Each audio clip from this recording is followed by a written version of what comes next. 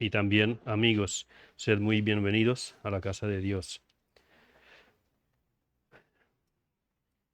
Todavía no retomamos la exposición consecutiva del Evangelio según Marcos. Quizá, primero Dios, lo haremos el siguiente domingo. Hoy hablaremos de uno de los capítulos más conocidos de la Biblia, incluso en el tema que trata, incluso conocido por muchos incrédulos. El texto de cual estoy hablando lo encontramos en el Evangelio según Lucas, el Evangelio de nuestro Señor Jesucristo según Lucas, capítulo 15, y os invito a que lo busquéis. Ya.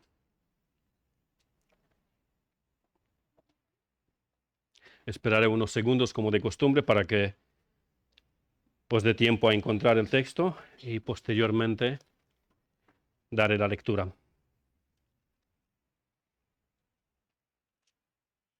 Leeremos el capítulo completo.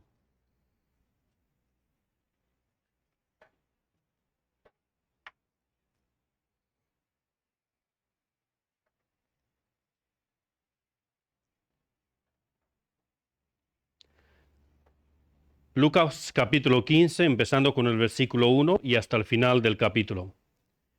Se acercaban a Jesús todos los publicanos y pecadores para oírle. Y los fariseos y los escribas murmuraban diciendo: Este a los pecadores recibe y con ellos come. Entonces él les refirió esta parábola diciendo: ¿Qué hombre de vosotros, teniendo 100 ovejas, si pierde una de ellas, no deja las 99 en el desierto y va tras la que se perdió hasta encontrarla? Y cuando la encuentra, la pone sobre sus hombros gozoso. Y al llegar a casa, reúne a sus amigos y vecinos diciéndoles: Gozaos conmigo, porque he encontrado mi oveja que se había perdido. Os digo que así habrá más gozo en el cielo por un pecador que se arrepiente que por 99 juntos que no necesitan de arrepentimiento. ¿O qué mujer que tiene 10 dracmas y pierde una dracma no enciende la lámpara y barre la casa y busca con diligencia hasta encontrarla? Y cuando la encuentra, reúne a sus amigas y vecinas diciendo: Gozaos conmigo porque he encontrado la dracma que había perdido. Así os digo que hay gozo delante de los ángeles de Dios por un pecador que se arrepiente. También dijo: Un hombre tenía 2 hijos, y el menor de ellos dijo a su padre: Padre, dame la parte de bienes que me corresponde. Y les repartió los bienes. No muchos días después, juntándolo todo, el hijo menor se fue lejos a una provincia apartada, y ahí desperdició sus bienes viviendo perdidamente. Y cuando todo lo hubo malgastado, vino una gran hambre en aquella provincia, y comenzó a faltarle. Y fue y se arrimó a uno de los ciudadanos de aquella tierra, el cual le envió a su hacienda para que apacentase cerdos. Y deseaba llenar su vientre de las algarrobas que comían los cerdos, pero nadie le daba. Y volviendo en sí, dijo: ¿Cuántos jornaleros en casa de mi padre tienen abundancia de pan y yo perezco aquí de hambre?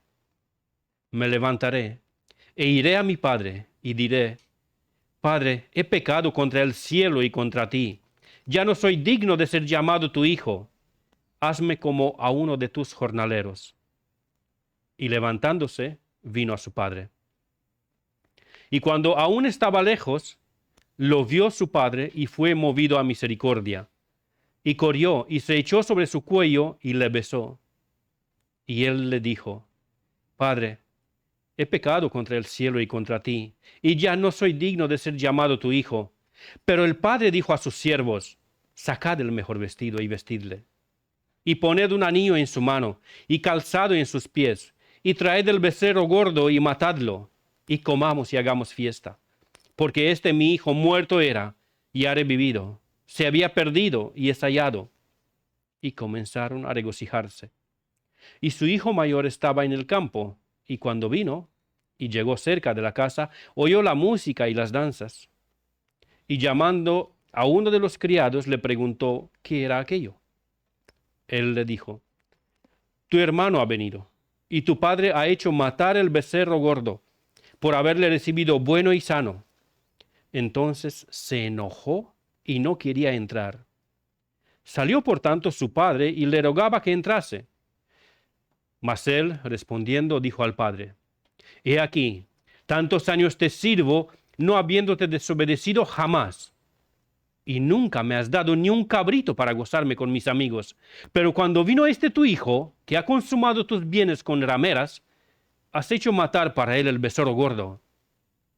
Él entonces le dijo, hijo, tú siempre estás conmigo y todas mis cosas son tuyas. Mas era necesario hacer fiesta y regocijarnos porque este tu hermano era muerto y ha revivido. Se había perdido y es hallado. Amén. De las tres parábolas, la más conocida es la última. Es muy popular entre las personas que no son religiosas. Se emplea mucho el término de hijo perdido en situaciones que no tienen nada que ver con la parábola que el Señor Jesucristo da en este texto. Por ejemplo, un jugador de fútbol o de baloncesto, de lo que sea, es formado en una cantera, en una escuela del deporte de que se trata en concreto, pero recibe una buena oferta del equipo rival, se va ahí, ficha por el equipo rival, pero las cosas no le van muy bien ahí y al final vuelve al equipo donde se formó y ahí pues los aficionados dicen, volvió fulano como el hijo pródigo. O en el trabajo. Ocurre muchas veces también que un trabajador que ha aprendido un oficio en una empresa recibe una oferta aparentemente mejor de una empresa rival y se va con la empresa rival. Pero el tiempo le demuestra que la empresa rival no era tan de fiar y no le respetó lo que le había prometido y al final el trabajador vuelve con la empresa que le formó en el oficio y los compañeros dicen, volvió Juan como el hijo pródigo. Pero esto no tiene nada que ver con lo que el Señor Jesucristo enseña aquí. La parábola del hijo pródigo está muy presente incluso en muchos púlpitos, sobre todo en aquellas iglesias donde el predicador escoge, a mi entender, a su gusto y preferencia, de cuáles textos predica y de cuáles no. Y es altamente probable que todos, o por lo menos muchos de los aquí presentes, hemos escuchado alguna vez o una prédica o un estudio bíblico sobre la parábola del hijo pródigo. Pero también es muy probable que el pastor o predicador que oísteis estuvo enseñando que la parábola del hijo pródigo tiene que ver con la nación de Israel.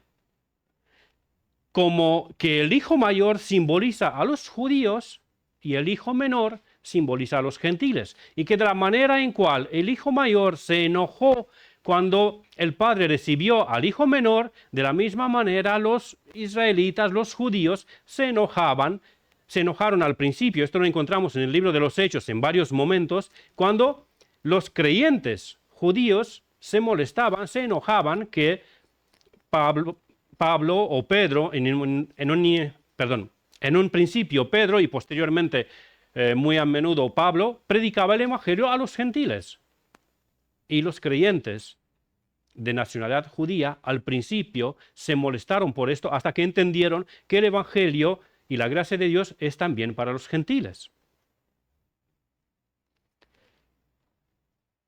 Otros predicadores enseñan que los dos hijos de la parábola, cada uno de ellos simboliza una clase, un tipo de cristiano. Yo personalmente he escuchado una predicación en cual el predicador decía que el hijo menor simboliza el tipo de cristiano mendigo, el que todo el tiempo le pide a Dios, Señor, dame esto, Señor, dame esto, Señor, dame esto, dame mi parte de herencia que me corresponde. Y en cambio el hijo mayor, según ese predicador, simboliza al cristiano legalista que no puede recibir, no puede considerar como hermano suyo a otro hermano que en su vista, en su parecer, es de menor entendimiento o es de menor importancia, no tanto de fiar. Otros son más cercanos, entre comillas, al texto y enseñan, esta es la versión, creo yo, más popular de la interpretación de la parábola. Enseñan que el hijo menor, dicen ellos, simboliza al cristiano que se ha apartado de los caminos del Señor, el cristiano que se ha ido al mundo, y el hijo mayor simboliza al cristiano legalista, que no quiere perdonar al hermano arrepentido. La misma interpretación le dan a la parábola de la oveja perdida. En cambio, la parábola de la moneda perdida no es muy usada en los púlpitos porque no tiene ese punto de dramatismo como las otras dos. Seguramente si habéis escuchado un mensaje sobre la parábola de la oveja perdida, habéis escuchado algo parecido a, y ya se hacía de noche, y la oveja perdida y no sabía cómo volver al rebaño, y se enganchó con su lana en una zarza de espinos, y se escuchaban los aullidos de los lobos, y la oveja perdida y ahí asustada. Esa nota de dramatismo. O el hijo pródigo cuando estaba ahí con los cerdos y veía cómo los cerdos disfrutaban de las algarrobas y él no tenía ni una, no le daban nada, y sufría el pobrecito. Lo habéis escuchado seguramente de esa forma. Yo mismo no podía faltar a eso, a ese error. Yo decía, me inventé, incluso en el periodo en cual yo me había apartado de los caminos del Señor, me inventé mi excusa perfecta. Y yo solía decir, la moneda, el dracma que la mujer perdió, tenía el mismo valor en el bolsillo, bueno, en lo que guardaba la mujer, las monedas, en el monedero. Bueno, digámoslo así. No creo que tenía monederos la mujer de ese tiempo, pero bueno, algo parecido. Yo solía decir, bueno, en el bolso, vale. Ok.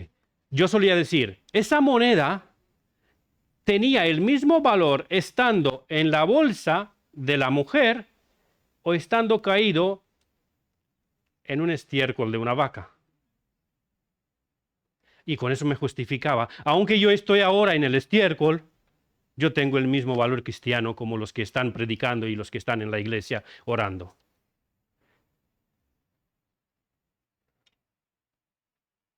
El problema con estas formas de interpretación es que son interpretaciones de tipo fantasmagóricas. O para que suene más cristiano, interpretaciones de tipo revelación. El Señor me ha mostrado que el hijo pródigo significa esto y el hijo mayor significa esto y ahora el Señor me ha dado esta palabra y lo traigo a la congregación. Permitidme el sarcasmo, por favor. Pero repito, el problema con estas interpretaciones es que son de tipo fantasmagóricas. Como si de leyendas se tratara. ¿Por qué digo eso? Porque el contexto histórico inmediato no nos permite ninguna de estas interpretaciones, ninguna de ellas. Y los que usan estas parábolas de la forma que acabo de mencionar, ni se molestan, la gran mayoría de ellos, ni se molestan en mirar el contexto en cual el Señor Jesucristo dijo lo que dijo. Suelen limitarse a leer el pasaje de forma aislada, orar y recibir del Señor un mensaje para la congregación. No funciona así. La Biblia el Señor nos lo ha dado para que la estudiemos y que miremos en qué contexto el Señor Jesucristo, en qué circunstancias el Señor dijo lo que dijo o hizo lo que hizo. Porque la situación en cual Él dice lo que dice o hace lo que hace es de extrema importancia para entender correctamente qué es lo que el Señor está transmitiendo con esto. ¿Por qué dijo Jesús estas parábolas? ¿A quién se las dijo? ¿En qué circunstancias? Contestar estas preguntas nos ayuda a establecer el contexto histórico inmediato al texto. Porque no puede ser que las respuestas de las supuestas revelaciones de hoy no tengan nada que ver con lo que el Señor Jesucristo transmitió en el momento que dijo estas parábolas. No tengo permitido decir, no, yo entiendo que la oveja perdida significa esto y aquello, y la moneda también, y el hijo perdido, cuando el Señor Jesucristo, en el momento que dijo las parábolas que dijo, transmitió un mensaje totalmente diferente. No puede ser que mi interpretación de este texto es diferente a lo que el Señor Jesucristo transmitió en aquel momento. Recordemos, como siempre, el contexto en lo que ocurre o se dice algo en la Biblia es crucial para un correcto entendimiento del pasaje que leemos.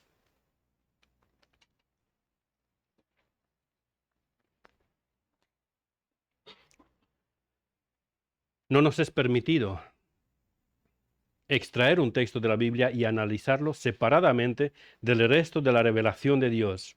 Y sobre todo, en casos como este, es extremadamente importante que observemos qué motivó a Jesús decir estas parábolas.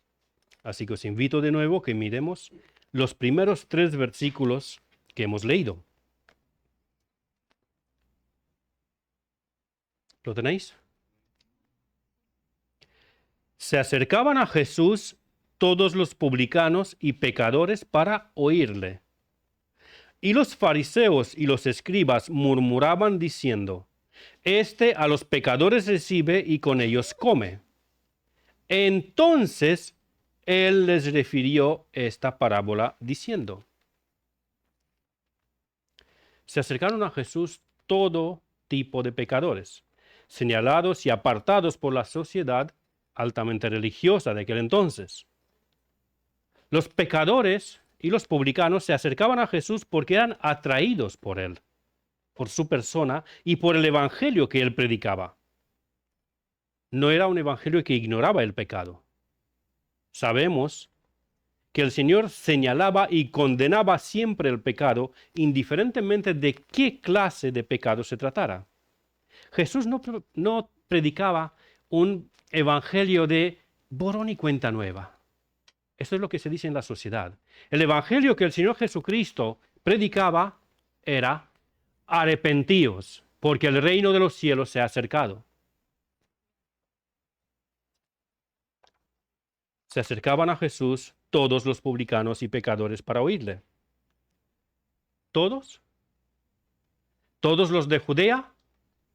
¿Todos también de Galilea y de Samaria y de Grecia y de todo el imperio romano? ¿También los de Latinoamérica vinieron en barcos y los oían a Jesús en ese momento? No. Como hemos dicho ya varias veces, tanto aquí en el púlpito como en el discipulado que tenemos, no siempre en la Biblia la palabra todos significa todos y cada uno de los seres humanos que viven en aquel tiempo o incluso que han vivido antes o vivirán después. Se refiere a que toda clase de pecadores que cometían pecados groseros, entre ellos los publicanos, que eran traidores de la nación, y como nos han explicado los hermanos, el hermano Pastor y el hermano Darinel, cuando expusieron la serie de los 12 discípulos, cuando llegaron a enseñar sobre Mateo, en el nombre griego, o Leví, en el nombre judío, que era publicano, esos publicanos, aparte de ser considerados como traidores de la nación, eran también muy ávaros, porque contrataban la deuda de impuestos de una región o de una ciudad con el Imperio Romano. Ellos pagaban esa cantidad por adelantado a los romanos y posteriormente, con la ayuda de los soldados, sacaban mucho más dinero. Con la fuerza y el apoyo de los soldados podían sacar la cantidad que ellos querían. Por eso eran muy odiados por la nación, por los judíos. Pero estos pecadores y publicanos se acercan a Jesús, pero no se acercan para divertirse, sino se acercan para oírle. Se acercaban para oírle. Y por el desarrollo del texto entendemos que no era por simple curiosidad a ver qué es lo que dice, cómo enseñan, sino que escuchaban el Evangelio y se arrepentían de sus pecados. Se acercaban a Jesús atraídos por su persona y por su mensaje. Y se trataba de acercamiento genuino, de conversiones auténticas, no de mera curiosidad religiosa.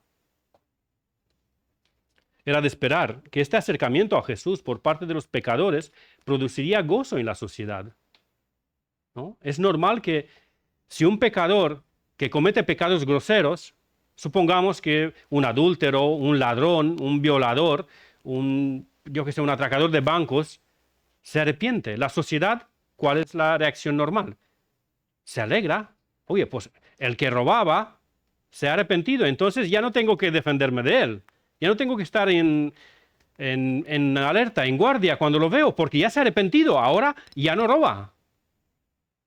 Curiosamente, cuando esos pecadores y publicanos se acercan a Jesús y se arrepienten de sus pecados, los fariseos y los escribas, en vez de alegrarse y dar gloria a Dios por eso, se enojan, murmuran contra Jesús. Este a los publicanos recibe y con ellos come. Jesús no se reunía con los publicanos, porque sí es cierto, le invitaron a comer en su casa. Pero Jesús no se reunía con los publicanos y con los pecadores para comer bien y tomar bien. No se reunía para emborracharse con ellos o para bailar bachata o yo que sé qué otras manifestaciones pecaminosas, sino que en ese tiempo cuando se reunía con ellos, les hablaba la palabra de Dios. En el tiempo de la comida, todos sabemos, cuando nos reunimos con nuestros hermanos, es un tiempo relajado en cual podemos compartir la palabra de Dios. Y el Señor Jesucristo sí aceptaba esas invitaciones de comer con ellos, pero aprovechaba esos tiempos para enseñarles, para predicarles el Evangelio, para mostrarles la gracia de Dios. Los fariseos murmuraban. ¿Pero por qué murmuraban los fariseos? Una de las razones era la envidia que sentían al ver que Jesús era seguido por mucha gente. Eran envidiosos con el éxito de Jesús, por decirlo de una forma. También por el mal concepto de santidad, porque los fariseos consideraban que para mantenerse puros no tendrían que tener ninguna relación o contacto con los publicanos y con ningún pecador que practicaba esos tipos de pecados escandalosos o groseros. En un sentido es cierto. No me junto con ellos para no hacer lo que ellos hacen. Pero si me invitan a comer, voy y les predico el Evangelio. Si se emborrachan, me levanto y me voy. Pero si puede haber un ambiente normal, decente, me quedo con ellos y les predico el Evangelio. Eso era lo que el Señor Jesucristo hacía. Otra razón de la murmuración de los fariseos era que no conocían a Dios. El Señor Jesucristo mismo les había dicho que ellos eran sepulcros blanqueados por fuera, pero llenos de inmundicia por dentro. Ahora, ya que hemos establecido el contexto inmediato, abordaremos la enseñanza del Señor de nuestro texto. Como respuesta a la reacción de los fariseos, como respuesta a la murmuración de los fariseos, el Señor Jesucristo les refirió esta parábola. Entonces Él les refirió esta parábola diciendo, a ver, ¿no eran 3 parábolas? ¿Por qué dice una?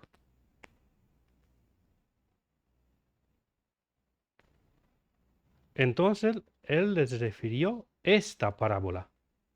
Lo que para nosotros son 3 parábolas, para el Espíritu Santo es una sola. Porque las 3 parábolas tienen una misma enseñanza. Y la enseñanza es que algo está perdido, que alguien busca lo que se ha perdido, encuentra lo que se ha perdido y cuando lo encuentra hay mucho gozo. En las tres historias encontramos el mismo patrón, la misma enseñanza. Perdido, buscado, hallado, gozo. Por eso el título del mensaje. Algo está perdido, alguien lo busca, lo halla, y cuando lo encuentra y lo halla, lo trae a casa, hay mucho gozo. Él les refirió esta parábola.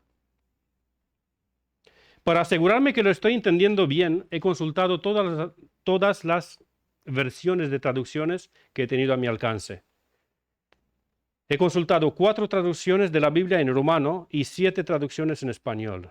Y todas las traducciones, sin excepción, usan el singular. Ninguna dice, les refirió estas parábolas, sino todas, sin excepción, incluidas las traducciones tradicionales. La católica y la ortodoxa usan el singular.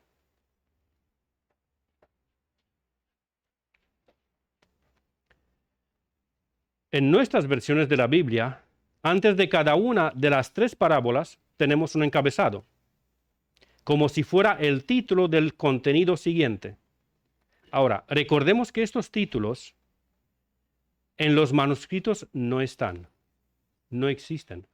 Por ejemplo, creo que la mayoría de nosotros tenemos antes del capítulo 15 como un título, parábola de la oveja perdida. Luego, antes del versículo 8, parábola de la moneda perdida. Y antes del versículo 11, parábola del hijo pródigo. La mayoría lo tenemos así, ¿verdad? Bueno, en el texto original, en los manuscritos, esas frases no existen. Tampoco existen la numerología de los capítulos y de los versículos. Los editores los añadieron, seguramente con un buen propósito, con una buena intención, para que nosotros podamos encontrar más fácil el texto que buscamos.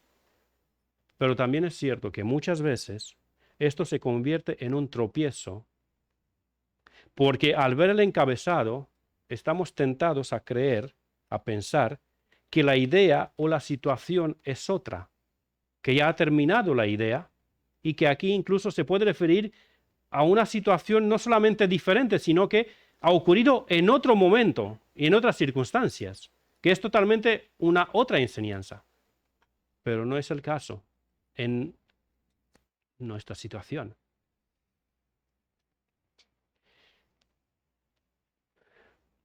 Hermanos, yo no gano nada con contradecir lo que vosotros habéis oído. Me refiero tanto a las interpretaciones posibles que habéis escuchado en mensajes anteriores, o en la idea de que hay una parábola o hay 3, de que si están unidas, si es la misma enseñanza o no. Yo no gano nada para contradiciendo lo que vosotros habéis oído o incluso enseñando anteriormente. Y soy consciente que al estar muchas veces en contra de algunas enseñanzas que vosotros creéis desde hace mucho tiempo, estoy perdiendo el aprecio de alguno de vosotros. Lo sé. Como dirían los políticos, estoy perdiendo popularidad o escaños. Pero, aunque aprecio vuestra simpatía, no voy a ser hipócrita, no voy a decir que no me interesa. Sí, deseo vuestra simpatía. Deseo estar en buena relación con todos. Aunque aprecio vuestra simpatía y vuestro apoyo y cariño, debo primeramente ser hallado fiel ante Dios en lo que estoy enseñando, porque primeramente ante Él soy responsable por lo que digo desde este púlpito. Y solamente en segundo lugar, soy responsable ante vosotros. Sigamos con la exposición. No solamente que Lucas, el autor inspirado por el Espíritu Santo, dice que las 3 historias que Jesús dijo son una sola parábola, sino que la enseñanza que contienen las 3 historias es la misma. En las tres historias encontramos el mismo patrón, como ya lo dije. Perdido, buscado, hallado, gozo. Oveja perdida, buscada por el pastor, encontrada, traída a casa y se goza con sus amigos y vecinos. Moneda perdida, buscada por la mujer, encontrada por la mujer y la mujer se goza con sus amigas y vecinas. El hijo perdido vuelve en sí porque la bondad del padre lo busca. El padre dijo, ¿qué dijo el padre? Mi hijo muerto era y ha revivido. Se había perdido y es hallado. No dice y volvió. Dice, se había perdido y es hallado. Es curioso. La bondad del padre lo trae a casa. Porque si el hijo menor no habría conocido de que su padre es bondadoso, de que su padre es misericordioso y lo recibirá con gracia, no habría vuelto. Si el hijo menor habría conocido a su padre como un hombre severo, duro y misericordia, habría pensado, si yo vuelvo a casa, mi padre es capaz de matarme, pero no de recibirme. Este no perdona a nadie. A quien le ha hecho a alguien algo, le ha puesto cruz y jamás se puede tratar con él. No, el hijo menor sabía que su padre era misericordioso y que lo va a recibir. Ahora, no sabía él muy bien hasta dónde llega la misericordia de su padre, porque era muchísimo mayor de lo que él pensaba. Pero lo que le trae a casa es la misericordia de su padre, saber que su padre es bondadoso. Pero curiosamente, en la última parábola, en la del hijo pródigo, la última historia, mejor dicho, no parábola, el patrón no se completa, no del todo. El gozo es compartido por todos menos el hijo mayor. Pero esto lo vamos a ver un poquito más adelante.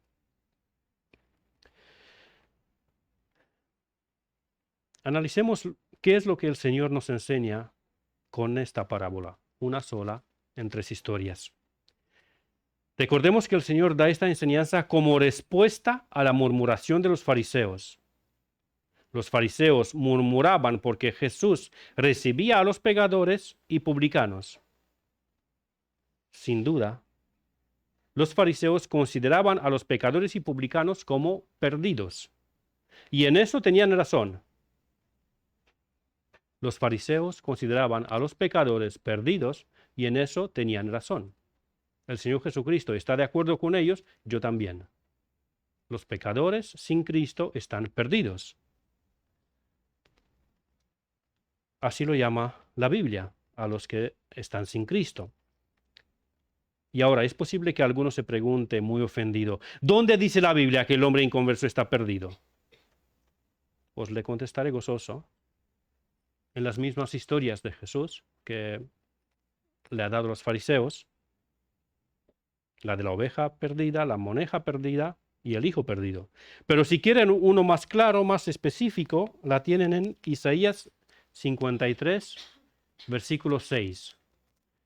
Todos nosotros nos descarriamos como ovejas, cada cual se apartó por su camino, mas Jehová cargó en él el pecado de todos nosotros. Así que el primer paso, Jesús, los fariseos y yo estamos de acuerdo, y espero que vosotros también. Los que se acercaban a Jesús, cualquier clase de pecador que fuera, estaba perdido sin Cristo. La diferencia aparece en el segundo paso de la parábola de Jesús. Los fariseos dijeron, a los pecadores recibe. Pero Cristo dice que el pastor busca a la oveja perdida, la mujer busca la moneda perdida y el padre en la última historia dijo que el hijo que era perdido fue hallado y para que sea hallado ha de ser buscado. No estoy forzando el texto, hermanos. El hijo menor fue hallado, como lo he dicho, porque la providencia de Dios trajo hambruna en esa provincia, pero no en la provincia de su padre. Y quien lo trajo a casa, quien lo buscó, fue el conocimiento de la bondad de su padre.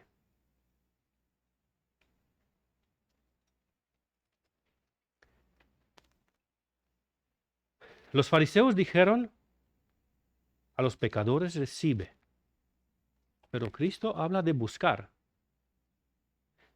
No sé si pilláis el sarcasmo del Señor Jesucristo en esto.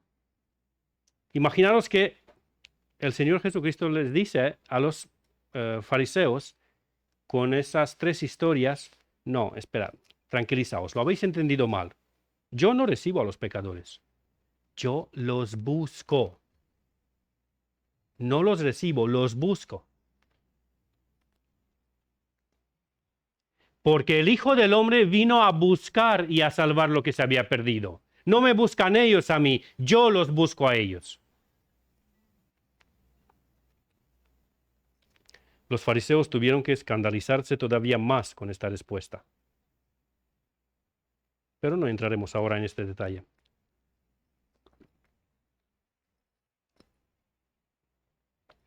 ¿Por qué dice el Señor que Él busca a los pecadores? Bueno, si miramos textos como Salmos 14, versículos 2 y 3, o Salmos 53, versículos 2 y 3, Isaías 65, 1, Romanos 3, de 10 al 12, vemos que el pecador nunca busca a Dios. El pecador huye de Dios. Desde el momento que estaba en el huerto de Edén, el pecador huye de Dios. ¿Qué hizo Adán y Eva cuando Dios los llamó?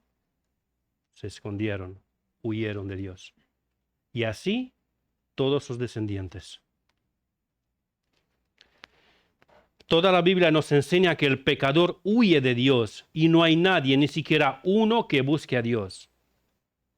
También vemos a lo largo de la Escritura que el pecador no puede acercarse a Dios. Es incapaz de hacerlo. Pero no es una incapacidad física, es una incapacidad moral y espiritual. El pecado que el pecador ama no le permite buscar a Dios, porque el pecador ama su pecado, se deleita en su pecado y por eso huye de Dios. Fijémonos en las imágenes que el Señor usa en las tres historias: una oveja, una moneda y un hijo pródigo. Cada uno de estos símbolos nos dice algo. Jesús no escogió al azar esos símbolos. Cada una transmite algo. La oveja, por ejemplo, es un animal que, si se pierde del pastor y del rebaño, perdida se queda hasta que se muere. No tiene la capacidad de orientarse. Recuerdo cuando era niño en el pueblo de mis padres, perdón, de mis abuelos, pero también de mis padres, ahora también viven mis padres ahí, ocurría algunas veces que los perros guardianes de la finca o los gatos no se conformaban con la comida que los dueños le daban y se les ocurría la brillante idea de cazar los pollitos o los patitos que nosotros criábamos. Ahora, en general los dueños decidían librarse de esos perros o gatos, pero les daba pena sacrificarlos.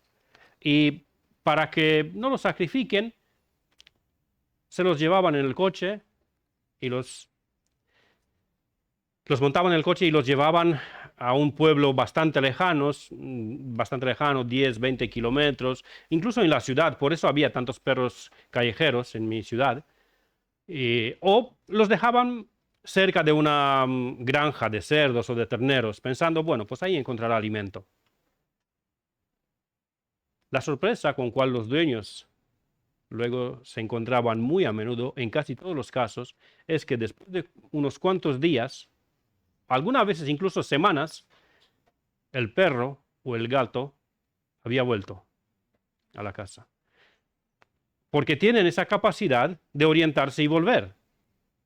Pero las ovejas no tienen esa capacidad. Lo mismo recuerdo, mis abuelos tenían 3 ovejas. Y el tiempo, antes de que empieza en la temporada que el pastor venía y recogía las ovejas del pueblo y formaba un rebaño y los pastoreaba por ahí, pues los vecinos se juntaban y hacían de pastor por turnos. Y los llevaban a pastar de día, pero luego ya antes de que caiga la noche los traían a casa.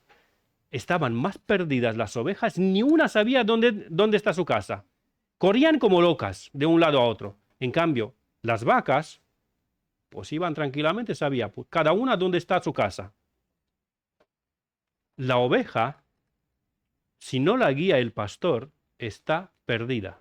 Y esta es la imagen que el Señor Jesucristo toma para representar a una persona sin Cristo, a un inconverso. Una oveja, si no está el pastor con ella, está perdida. Y perdida se queda hasta que se muere. Lo mismo ocurre con la moneda. No se puede encontrar sola. ¿A vosotros os ha pasado alguna vez que cuando habéis perdido una moneda, la moneda os diga, oye, que estoy aquí, me dejaste aquí en la mesa, ven y recógeme?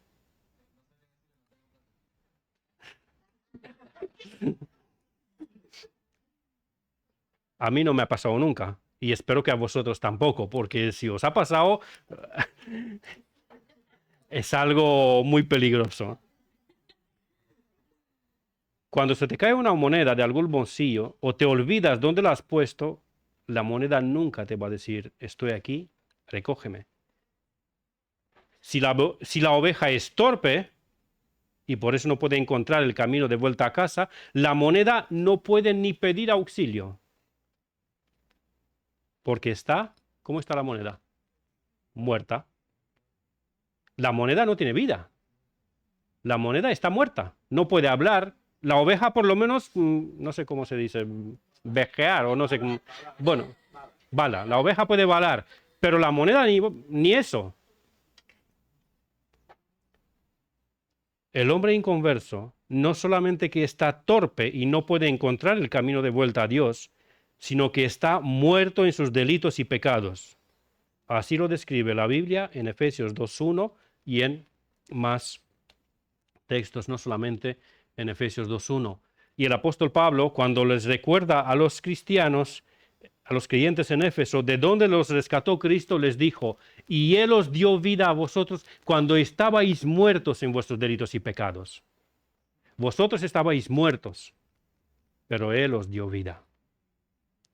La tercera imagen que Jesús nos da del hombre en su estado natural es la del hijo pródigo. El hijo quiso las riquezas de su padre, quiso las bendiciones de su padre, pero a su padre le odiaba, lo quería ver muerto. Dame la herencia, muérete de una vez y dame lo que es mío. No quiero verte. Eso es lo que le dijo literalmente el hijo menor a su padre. Cuando le pidió la herencia, aún estando su padre vivo, no le importó en absoluto el dolor y el sufrimiento que le estaba produciendo a su padre. La Biblia dice que el hombre inconverso es enemigo de Dios y solamente los que son convertidos a Cristo son reconciliados con Él. Esto lo encontramos, por ejemplo, en Romanos 5:10. Porque si siendo enemigos fuimos reconciliados con Dios por la muerte de su Hijo, mucho más estando reconciliados seremos salvos por su vida. El hombre inconverso es enemigo de Dios. ¿Es incapaz de volver a Cristo? Está muerto en sus delitos y pecados y aparte de eso es enemigo de Dios. De estas tres imágenes y asimismo del resto de la enseñanza bíblica, entendemos que el estado del hombre natural, el hombre inconverso, es de incapacidad moral, muerte espiritual y asimismo enemistad con Dios. Así que el pecador ni quiere ni puede buscar a Dios. Y repito, su incapacidad no es física, sino moral y espiritual. No quiere ni puede buscar a Dios, porque ama su pecado, mientras que a Dios lo odia. Y así llegamos al segundo paso de la enseñanza de nuestro Señor, buscado. Hemos visto el primer paso, perdido. Entonces, 2:15 y apenas He dado el primer paso. Bien, bueno. Estamos de puente. Bien. Vamos con el segundo, buscado. El Señor es quien busca lo que se había perdido. Volvemos a recordar, porque el Hijo del Hombre vino a buscar y a salvar lo que se había perdido. Muchos cristianos, bien intencionados creo, han agarrado un versículo de evangelización, entre comillas, un medio de evangelización, bastante extraño, preguntando a los inconversos. Eso también lo estuvimos hablando en el discipulado, si os acordáis. Y una de las fórmulas supuestas de evangelización es, Doña Sulamita, ¿has encontrado a Cristo? El asunto es que según las historias que el Señor Jesucristo dio, no estaba Él perdido, sino el pecador. De hecho, hay una película, no recuerdo qué película, que al ser evangelizado, entre comillas, de esta forma, alguien, el evangelizado le contesta que se había encontrado. No, no lo he encontrado. Ni sabía que Jesús se había perdido.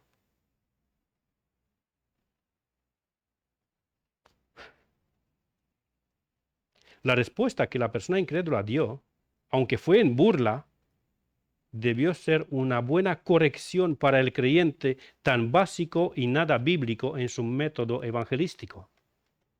Porque no el incrédulo busca y halla a Cristo, sino que el Hijo del Hombre vino a buscar y a salvar lo que se había perdido. Ahí es cuando algún creyente contesta, bueno, pero ya se entiende lo que quiero decir, ¿no? Yo me refería a que si se ha arrepentido y ha creído en Jesucristo, pues dilo así. ¿Por qué tienes que decir, ¿has encontrado a Cristo? No, es que es muy ofensivo si digo que se tiene que arrepentir. Ya sé que es ofensivo. A mí también me han ofendido cuando me han predicado el Evangelio.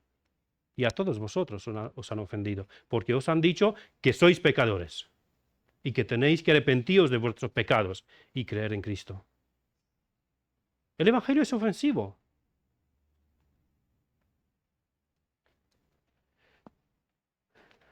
No se trata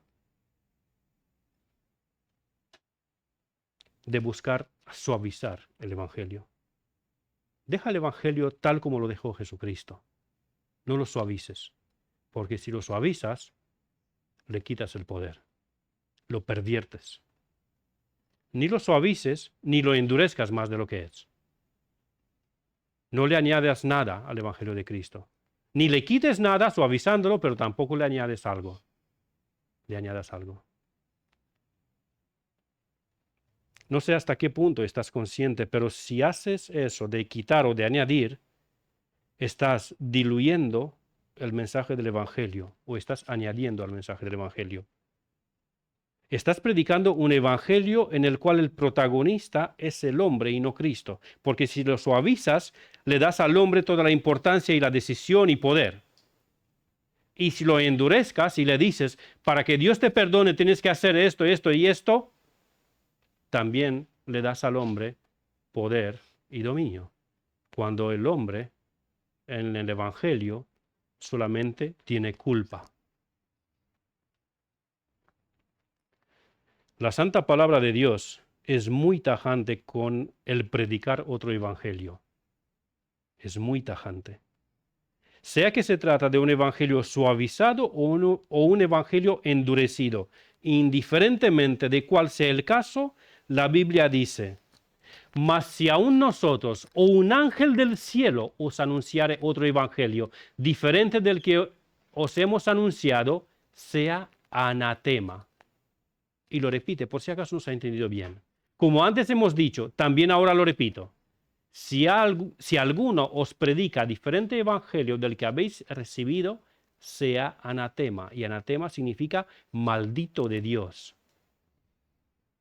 O en un lenguaje más coloquial de nuestros tiempos, si alguno os predicare diferente evangelio del que habéis recibido, váyase al infierno. Condenado sea.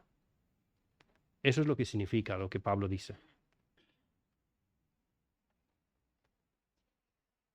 Ni tú, ni yo, ni nadie podemos predicar un evangelio a nuestro parecer. Dios no nos permite ni suavizar ni endurecer el evangelio. En el momento que tú, yo o cualquier otro ser humano le quitamos o le añadimos algo al bendito evangelio de Cristo, lo hemos pervertido. Y ya no es un evangelio que salva, sino simplemente una religión humanista muerta. Es el Señor en su misericordia quien busca al pecador. En su providencia puede usar muchos medios, personas, circunstancias, lo que sea. Él es soberano, usa los medios que quiere. Pero siempre es el Espíritu Santo detrás de ellos y la palabra de Dios vivificante quien busca las ovejas que se habían perdido. ¿Cuál es el resultado de esta búsqueda? Llegamos al tercer paso. Sabéis que el primero es más largo, el segundo un poco más corto y así seguimos. ¿Cuál es el resultado de la búsqueda en las tres historias de nuestro Señor? ¿Cuántos se quedaron perdidos? ¿La oveja se quedó perdida? ¿La moneda se quedó perdida? ¿El hijo pródigo se quedó perdido? ¿El porcentaje de éxito en la búsqueda de Cristo de cuánto es? 100%. Todos aquellos que son ovejas de Cristo, Él las buscará y las encontrará y las traerá gozoso a su redil. Ni una quedará perdida. El porcentaje de éxito en la búsqueda de las ovejas perdidas es de 100%. Ni una se perderá.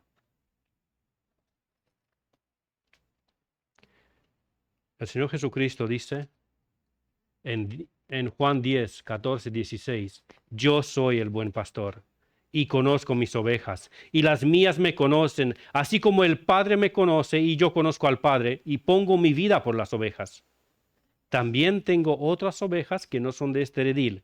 Aquellas también debo traer, y oirán mi voz, y habrá un rebaño y un pastor. Los traerá a todos. Algunos preguntarán, ¿y qué hay de las otras personas? ¿O son todos ovejas y por no creer se convierten en cabras? ¿O todos son cabras y cuando creen se convierten en ovejas? ¿Y cómo diferenciamos nosotros cuáles son las cabras y cuáles son las ovejas, espiritualmente hablando, para diferenciar y saber a quién evangelizamos y a quién no? Contestaré a estas preguntas. Primero, con la más sencilla. No podemos diferenciar las ovejas de las cabras antes de que sean convertidos a Cristo. El mandamiento que nos dio el Señor no es diferenciarlas y luego evangelizar, sino de evangelizar y a los que creen y se arrepienten y siguen a Cristo, reconocerlos como ovejas. Esto es lo que el Señor nos ha dicho. Con respecto a que si todos son ovejas o todos son cabras y se convierten en ovejas o qué pasa, hay dos respuestas. Si miramos desde la perspectiva humana y temporal, podríamos afirmar que todos son cabras por un tiempo y luego los que creen en Cristo Jesús son ovejas, porque la Biblia dice que quien está en Cristo, nueva criatura es, refiriéndose a que Dios ha recreado una persona, la ha transformado tan drásticamente que es literalmente una nueva creación. El apóstol Pablo nos dice en 2 Corintios 5, 17, 18, de modo que si alguno está en Cristo, nueva criatura es. Las cosas viejas pasaron. He aquí, todas son hechas nuevas. Y todo esto proviene de Dios, quien nos reconcilió consigo mismo por Cristo y nos dio el ministerio de la reconciliación. ¿De quién proviene esto? ¿Del hombre que buscó a Dios?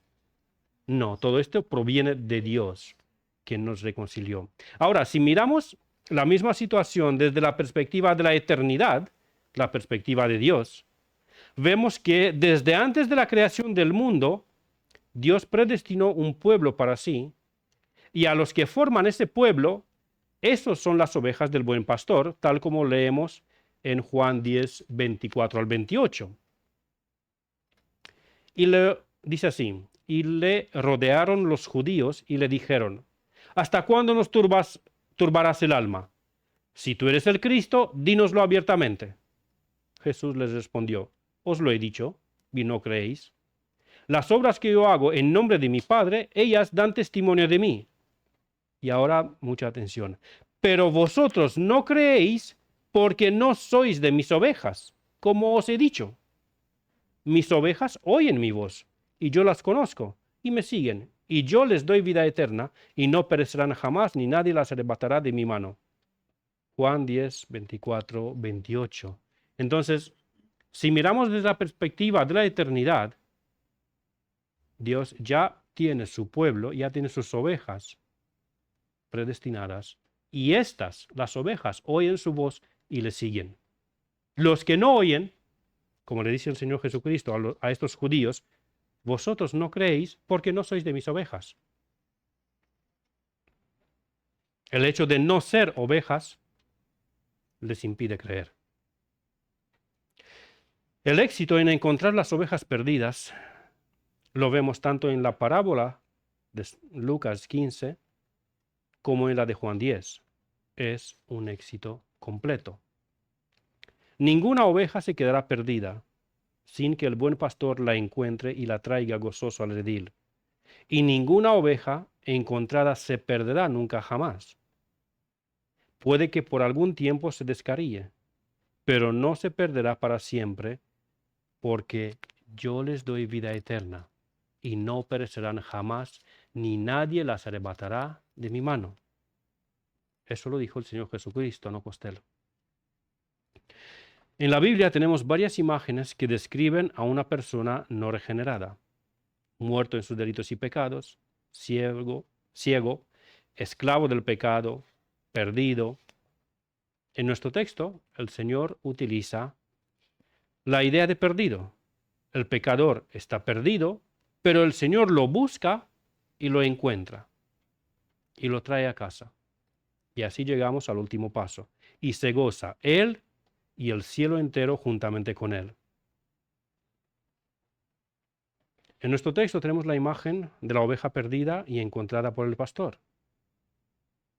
La enseñanza de un pastor que busca la oveja perdida y a los fariseos y escribas les era muy familiar, porque en Ezequiel y en otros textos hablaba de algo muy parecido.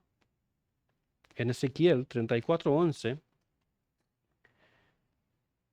porque así ha dicho Jehová el Señor, he aquí, yo mismo iré a buscar mis ovejas y las reconoceré.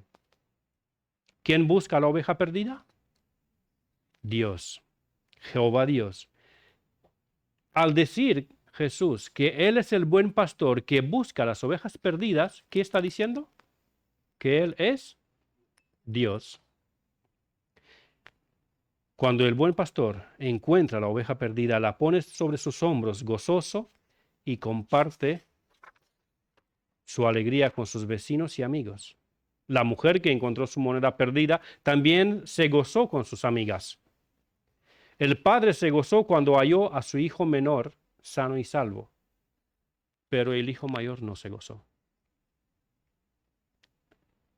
Es el único personaje en la parábola que no se alegra, que no se goza. ¿Recordamos a quién les dirigió Jesús esta parábola? En 3 imágenes. ¿A quién se la dijo? A los fariseos y escribas. Y hay uno en la parábola que no se goza. Los fariseos y los escribas se alegraban cuando los pecadores se arrepentían. No. Creo que no es difícil entender a quién simboliza el hijo mayor. No a un cristiano legalista. A los fariseos y escribas que no se gozan cuando un pecador se arrepiente. Los fariseos son representados por la imagen del hijo mayor, quien orgullosamente dijo: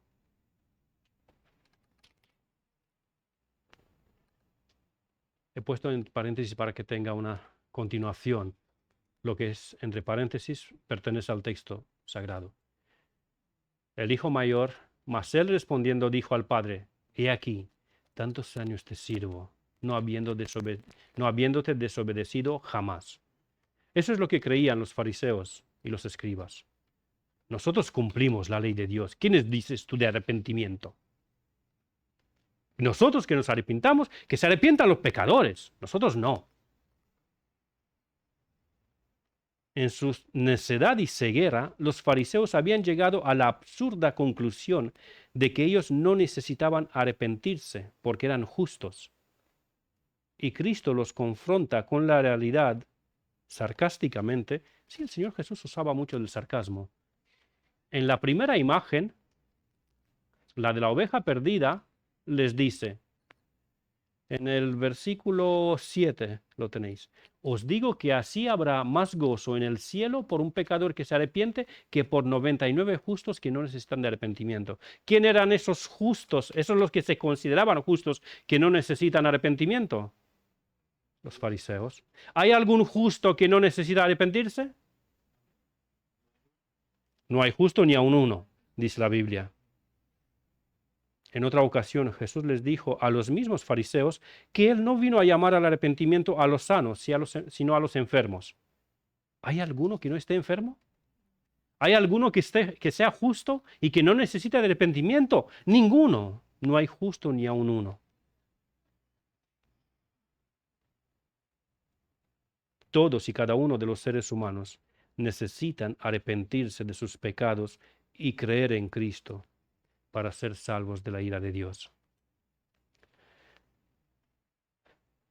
En conclusión, hoy he dejado toda la aplicación para el final. Si hoy te diría Jesús a ti esta parábola, ¿tú con qué personaje de esas te identificarías? ¿Qué personaje te representaría a ti? ¿Te alegras cuando alguien se arrepiente y es salvo? Porque Dios sí se alegra, y mucho. Y el cielo entero se alegra con él. Si tú te alegras de las cosas que Dios se alegra, entonces tienes el mismo corazón, por decirlo de una forma, que Dios. O mejor dicho, ya más claro, el Espíritu Santo de Dios que habita en ti se goza contigo cuando ve un pecador arrepentido.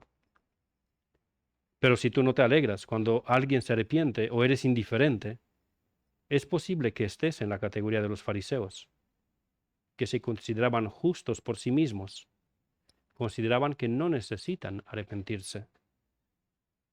Y aún más que eso, se enojaron cuando el Señor recibía a un pecador. Pero este es el único momento en cual Dios está alegre o está feliz. Solo cuando un pecador se arrepiente de sus pecados, ¿se alegra Dios? ¿El resto del tiempo es triste? La enseñanza general de la Escritura nos revela que Dios es feliz en sí mismo. Dios es feliz en sí mismo. Es un Dios feliz. Pero también la Escritura nos revela que Dios se goza cuando un pecador se arrepiente. Y también cuando un cristiano, una oveja hallada, crece en el conocimiento de Dios e implícitamente en santidad. Dios es perfectamente feliz en sí mismo. Pero si se podría decir de una forma, a esa felicidad perfecta se le añade el gozo cuando un pecador se arrepiente o cuando un cristiano crece en su conocimiento de Dios y en santidad. ¿Por qué digo eso? En Juan 11, por ejemplo, el Señor Jesucristo les dice a los discípulos,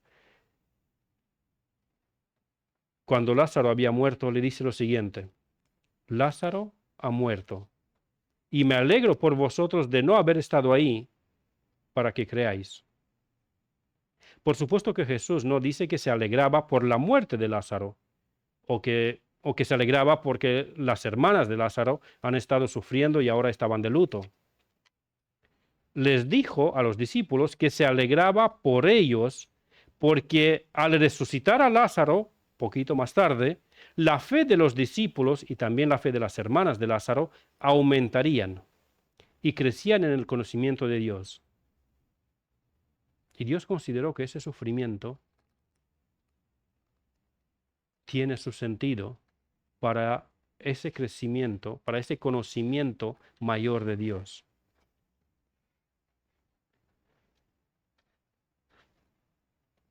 El conocimiento de Dios y la fe de los discípulos aumentarían, y eso le provocó alegría a Cristo.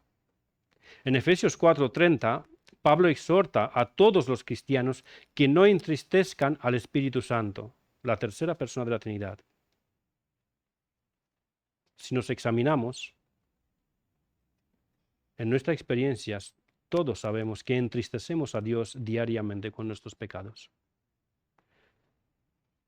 Pero ¿le producimos también gozo?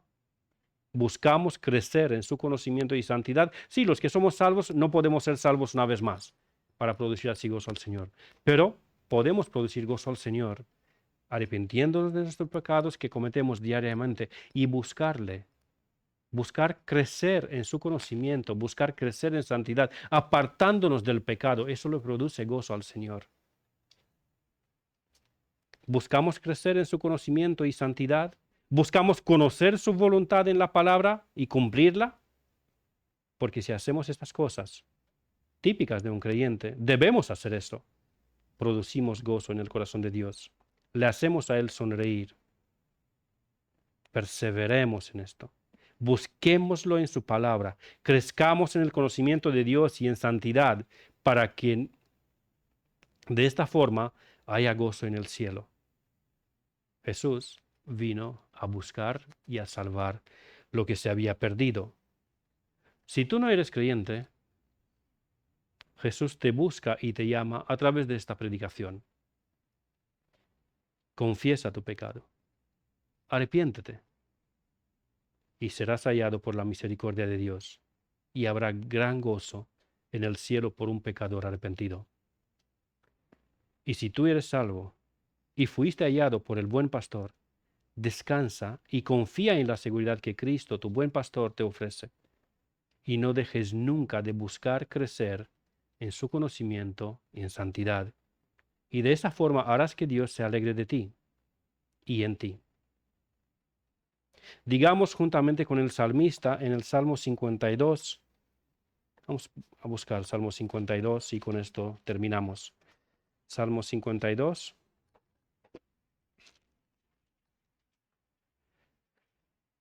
Versículo 8, la segunda parte, y versículo 9.